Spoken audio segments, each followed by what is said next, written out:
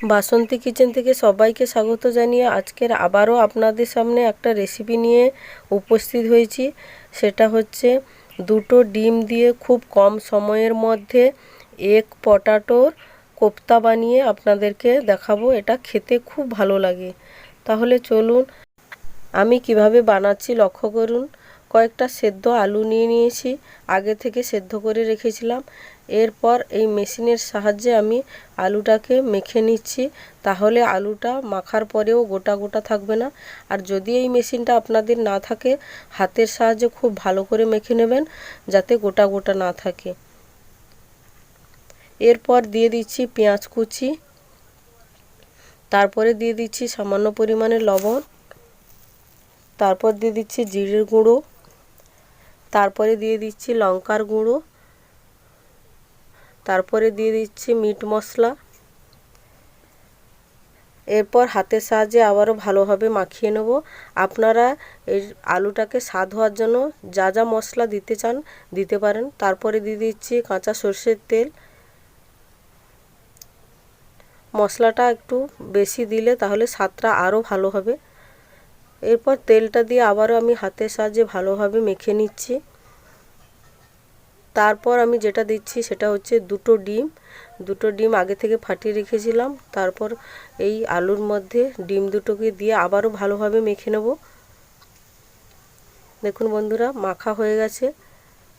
ডোটা একটু পাতলা হয়েছে, তাতে কোনো অসুবিধা নেই।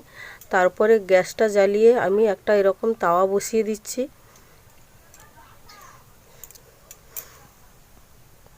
তাওয়াটা গরম হয়ে গেছে। এরপর দিয়ে দিচ্ছি সাদা তেল। এটা সাদা তেল দিয়ে ভাজলে ভালো হয়, বেশি তেলে ভাজলে তাহলে ডিমটা আর আলুটা ছেড়ে যাবে। তার জন্য অল্প তেল দিয়ে এরকমভাবে ভাজতে হবে। এবার আমি গরম তেলটাকে পুরো তাওয়া করে দেব খুন্তির সাহায্যে। তারপর সেই মিশ্রণটাকে অল্প অল্প করে হাতের সাহায্যে আমি এরকম চাপটা চাপটা করে দিতে থাকবো।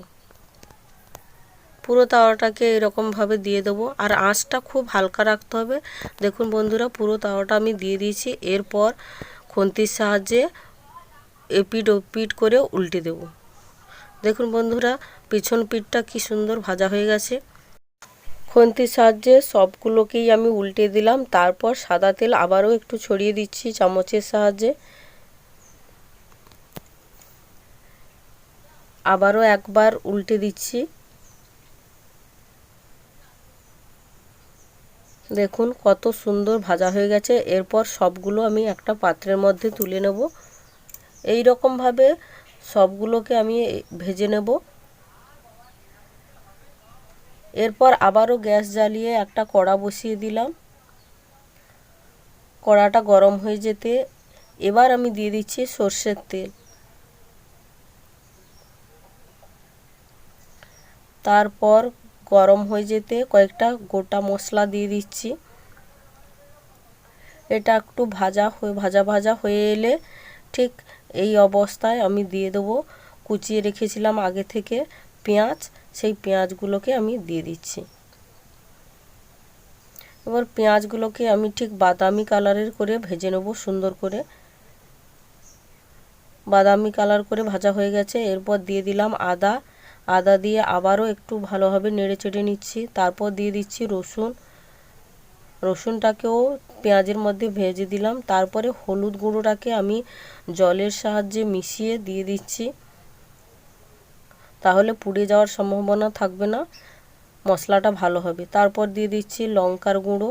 এখানে আমি 1 চামচ হলুদ 1 চামচ লঙ্কা ব্যবহার করেছি। আপনারা যতটা পরিমাণে সেই ডিম আলুর মিশ্রণটা ভাজবেন ঠিক সেভাবেই মশলা ব্যবহার করবেন। তারপর দিয়ে দিলাম জল। এবার জলটা দিয়ে ভালোভাবে আবারও খুন্তির সাহায্যে মিশিয়ে নিলাম। এরপর একটু সময়ের জন্য ফুটতে দেব আমি। দেখুন বন্ধুরা, ফোটা শুরু হয়ে গেছে। এই সময়ে দিয়ে দিচ্ছি আমি লবণ। তারপর এক এক করে সেই ভেজে রাখা যে আলু ডিমের মিশ্রণটাকে ভেজে রেখেছিলাম সেটাকে আমি দিয়ে দিলাম। দেওয়ার পরে কিছু সময় আবারও ফুটতে দেব। ফুটে ফুটে এটা খুব দেখবেন ঘন হয়ে আসবে। দেখুন বন্ধুরা, এরকম ঘন হয়ে এসছে। এই অবস্থায় আমি গ্যাসটাকে বন্ধ করে একটা পাত্রের মধ্যে তুলে নিচ্ছি চামচ দিয়ে। তো সবগুলোকে এইরকমভাবে আমি চামচের সাহায্যে তুলে নেব। দেখুন বন্ধুরা, তোলা হয়ে গেছে। কত সুন্দর লাগছে দেখতে। এটা গরম ভাতে খেতেও খুব ভালো লাগে। আপনারা এরকম বানিয়ে খাবেন, আবারও একবার বানিয়ে খেতে ইচ্ছে হবে। যদি আমার এই রেসিপিটা ভালো লেগে থাকে লাইক কমেন্ট শেয়ার করবেন এবং সাবস্ক্রাইব করে আমার পাশে থাকবেন।